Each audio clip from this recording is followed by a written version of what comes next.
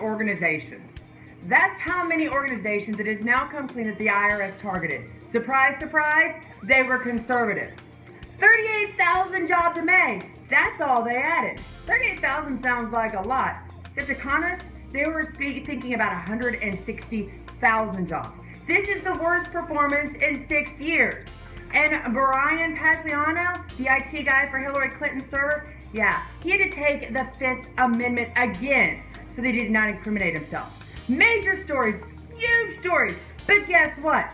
Once again, we didn't get to cover them. No, because what did we have to focus on? A civil trial between Donald Trump and the New York State's attorney, the prosecutors, the judge, everything. Once again, the message is off the topics that I and most Americans care for. And that's all the media wants to talk about.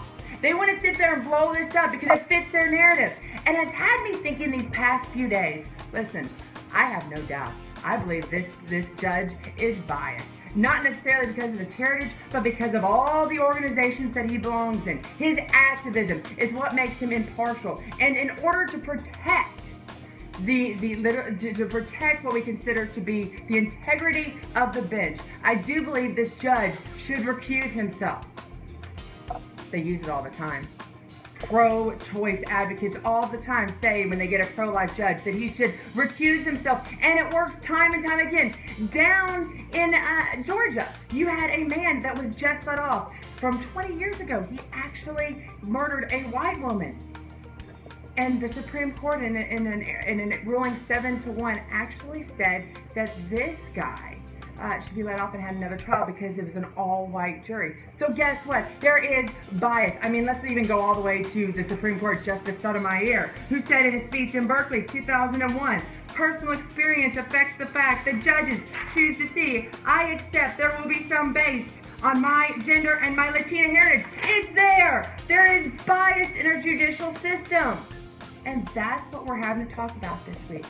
And I'm going, why? There's so many other bigger issues that we should be focusing on, especially as the GOP, instead of tearing each other apart. And then I came to this realization. Donald Trump has this race. The GOP has this race. You cannot sit there and compete with the factors, and you're going up against a woman under FBI investigation and not know that this is Mr. Trump's race to lose. And the only way he loses it is if there's some sort of war within our country. They tried gender a couple weeks ago. It didn't really resonate. So now we're going back to the good old faithful. What the Democrats used in 2008, they're going to do it again. They're going to try to create a race war within this country. And I'm not going to be a soldier in it. Because in a war, it takes two sides. And if I'm going to go to war, it's not going to be a race war, because I'm sorry, we're never going to win that one, unfortunately. It doesn't matter what we do as Republicans. We're always going to be demonized.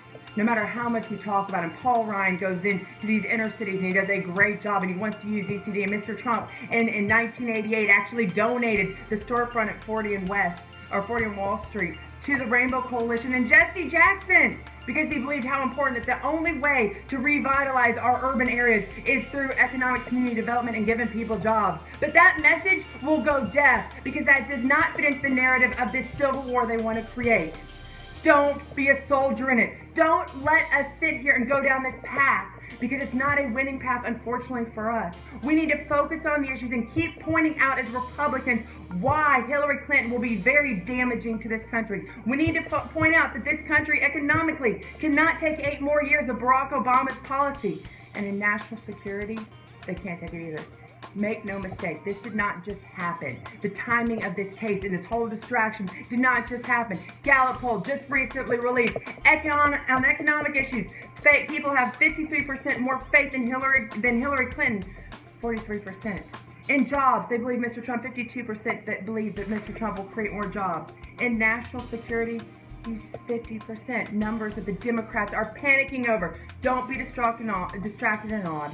Don't sit there and join into the race war. Be your own person. Fight Hillary Clinton and the Democrats based on issues. We have plenty of ammunition there. For Right Alerts, this is Scotty Hughes. I'll see you next time.